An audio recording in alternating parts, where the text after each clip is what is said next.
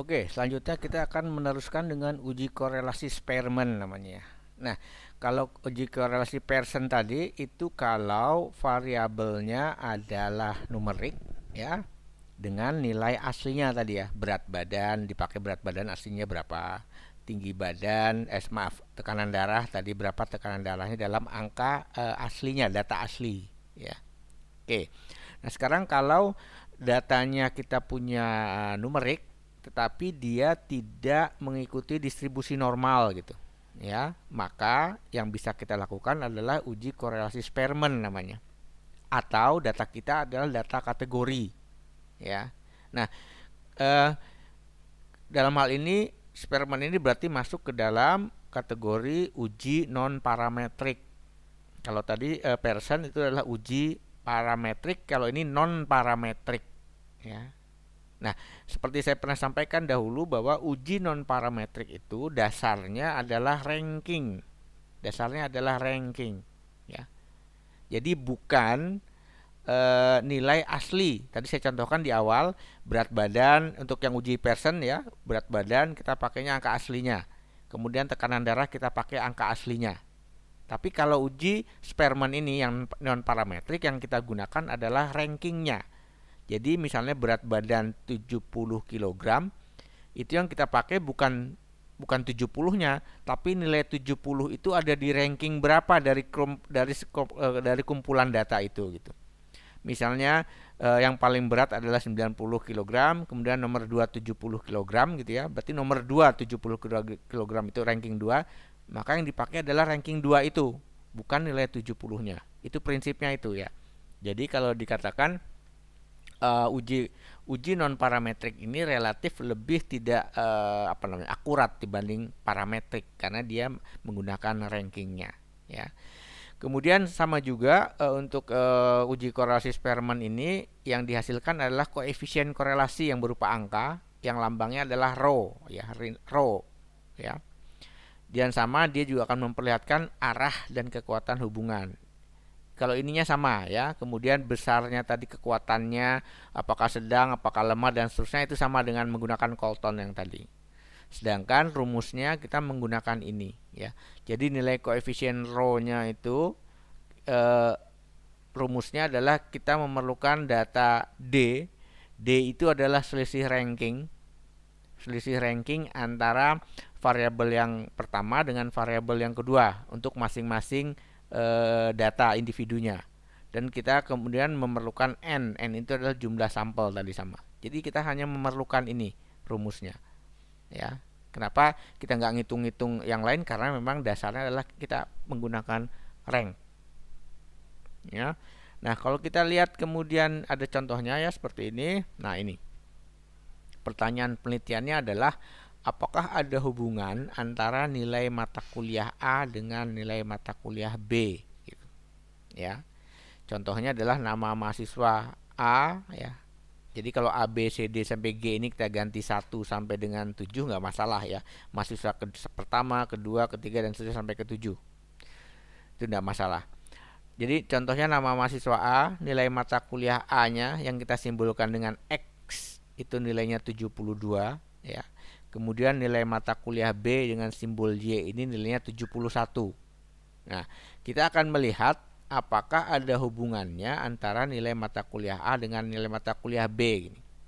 Dalam contohnya misalnya ada hubungan enggak mata kuliah pengelolaan sampah dengan nilai mata kuliah mikrobiologi misalnya. Nah, itu boleh bisa dipakai misalnya seperti itu. Nah, berbeda dengan yang Pearson tadi dan juga sudah saya jelaskan pada rumus untuk memperoleh korelasi Spearman ini adalah kita tidak menggunakan angka-angka 72, 77, 82 ini dalam perhitungan, tidak, tapi kita menggunakan 72 ini dari 7 data ini ada di posisi berapa. 70 nilai 71 untuk mahasiswa A ini di antara kumpulan nilai mata kuliah B itu ada di posisi ranking berapa. Nah, posisi ranking itu yang dimasukkan ke dalam rumus ya. Jadi kalau data ini kemudian kita ganti menjadi posisi rankingnya adalah seperti ini. seperti ini.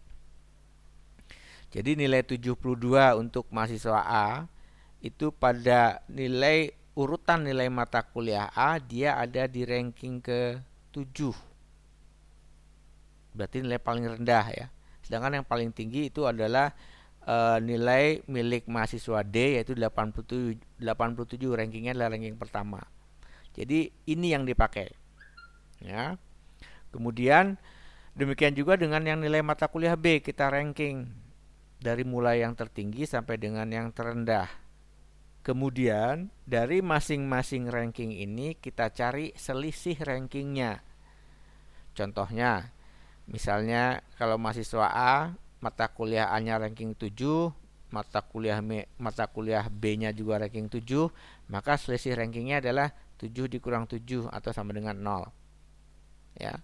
Kemudian mahasiswa C mata kuliah A ranking 3, mata kuliah B-nya ranking 2. Maka 3 dikurangi 2 sama dengan 1. Ya.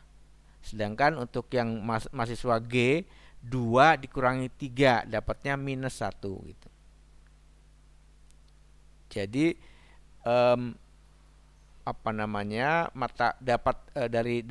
dari selisih ranking ini bisa dilihat kalau selisih rankingnya 0 itu artinya ranking di dua variabel yang mau diuji itu sama posisinya.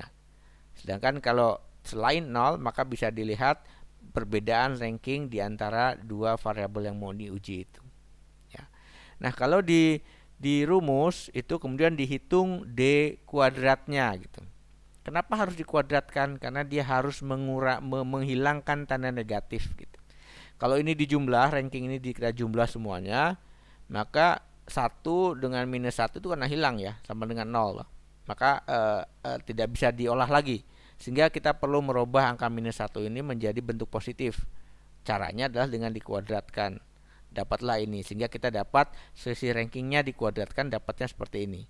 0 tambah 0 tambah 1 tambah 0 tambah 0 tambah 0 tambah 1 dapatlah 2. Dan ini yang kemudian masukkan ke dalam rumus tadi. Seperti ini. Seperti rumus tadi ini. Ini. Sigma D kuadrat tadi. Ya.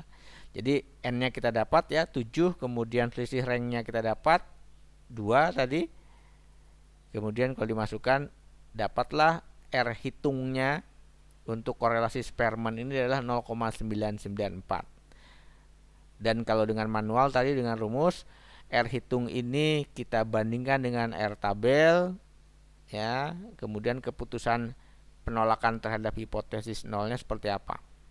Karena di sini kita dapatnya R hitung lebih besar dari R tabel, maka hipotesis nolnya ditolak atau ada hubungan yang bermakna antara nilai mata kuliah A dengan nilai mata kuliah B. Kebetulan angkanya sama dengan tadi, hasilnya positif, arahnya positif, dan menunjukkan kekuatan hubungan yang besar atau sangat kuat karena dia mendekati 1. Arah positif sekali lagi artinya adalah jika seorang mahasiswa nilai mata kuliah A-nya itu tinggi, maka kita bisa memprediksi bahwa nilai mata kuliah B-nya juga nanti akan tinggi. Sebaliknya, jika mata kuliah A-nya itu rendah, maka kita bisa memprediksi bahwa nilai mata kuliah B-nya nanti juga akan rendah gitu. Itu interpretasi dari hasil uji ini.